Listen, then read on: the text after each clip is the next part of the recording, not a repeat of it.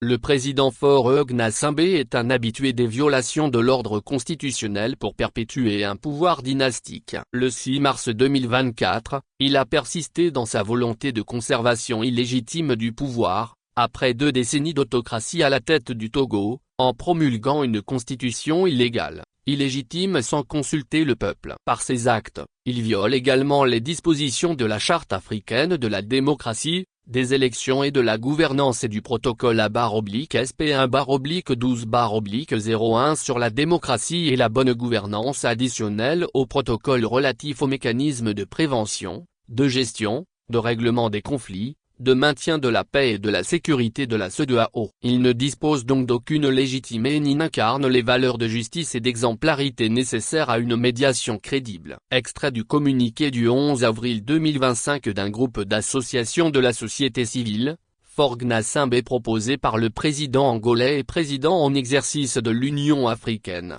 UA, pour être médiateur dans le conflit qui oppose la République démocratique du Congo, RDC, au Rwanda. En tant que Togolais, faut-il s'en réjouir ou se poser des questions? Il est clair que les partisans et profiteurs du statut quo, quant à la situation politique dans notre pays, doivent être les seuls aujourd'hui à applaudir leur champion dont la gouvernance anti-peuple, pourtant, ne fait qu'enfoncer le Togo, jour après jour, dans les tréfonds de l'enfer. Et c'est à juste titre que les associations de la société civile togolaise sont montées au créneau pour dénoncer cette proposition de Faure Gnassingbé comme médiateur. En pays thème, les sages ont l'habitude de dire, si un ami vous promet un chapeau, il suffit de lever la tête pour voir celui que lui-même porte, vous saurez alors s'il est capable de tenir sa promesse ou non. Faure Gnassingbé a-t-il l'étoffe assez respectable d'homme d'État qui aurait fait ses preuves dans son pays, en laissant faire, par exemple, la démocratie, en renonçant aux délices du pouvoir, pour le bonheur et la paix de son peuple? Faure Gnassingbé est-il aujourd'hui un modèle pour la classe politique africaine,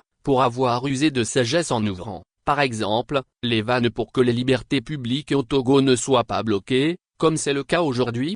Tout Togolais ou toute Togolaise lucide, aimant son pays, n'a pas besoin de réfléchir de midi à 14h pour savoir que notre pays, le Togo, est un îlot de dictature entouré par des pays anglophones et francophones où les règnes dictatoriaux appartiennent au passé. Et y a des Gnassingbé voire de toutes les couleurs à ses compatriotes pendant 38 ans, avant de transmettre le pouvoir, en mourant, à son fils Faure Gnassingbé qui continue la même politique de prédation et de violation des droits de l'homme. Nous ne comprenons pas alors pourquoi c'est un supposé chef d'État qui est la source des problèmes politiques de son pays, qui n'a jamais posé aucun acte glorieux allant dans le sens de la promotion de la démocratie et de la bonne gouvernance chez lui, qui est pressenti pour aller résoudre un conflit opposant 2 pays africains. Faure Gnassingbé est le président de fait du Togo, et c'est à l'aune de ses prestations dans son pays qu'il doit être apprécié ou critiqué. Essayer de chercher à l'étranger à polir son image, irrémédiablement écornée,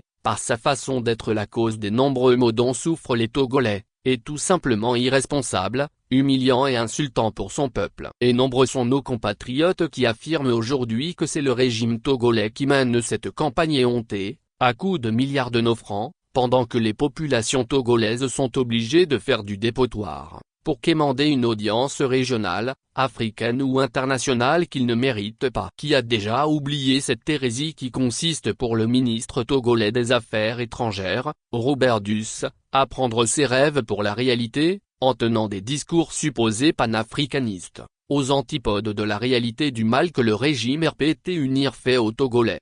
Des personnalités africaines, la plupart, aujourd'hui disparues, ont mené des missions de médiation à travers le continent. Et ces personnalités avaient un passé politique glorieux à faire valoir. Amadou Toumani Touré, par exemple, fut celui qui déposa le feu dictateur Moussa Traoré en mars 1991 après des manifestations populaires réprimées dans le sang. Après une transition d'1 année, il s'éclipsa et laissa la démocratie malienne suivre son cours. Après avoir remis le pouvoir comme il s'y était engagé, Att fut affublé d'un surnom de soldat de la démocratie. Il pouvait alors bomber le torse et parcourir le continent pour conseiller la paix et la démocratie. Et sa seule apparition inspirait du respect. L'ancien président du Nigeria Olusegun Obasanjo, les 2 anciens secrétaires généraux de l'ONU, le Ghanéen Kofi Annan et l'Égyptien Boutros Boutros Ghali, pour ne citer que ceux-là, respiraient une certaine respectabilité, et ils étaient sollicités pour des missions de médiation et de paix partout où besoin s'était fait sentir sur le continent africain. Sincèrement, un tel profil assez respectable des personnalités que nous venons de citer, ne disqualifie-t-il pas à lui seul,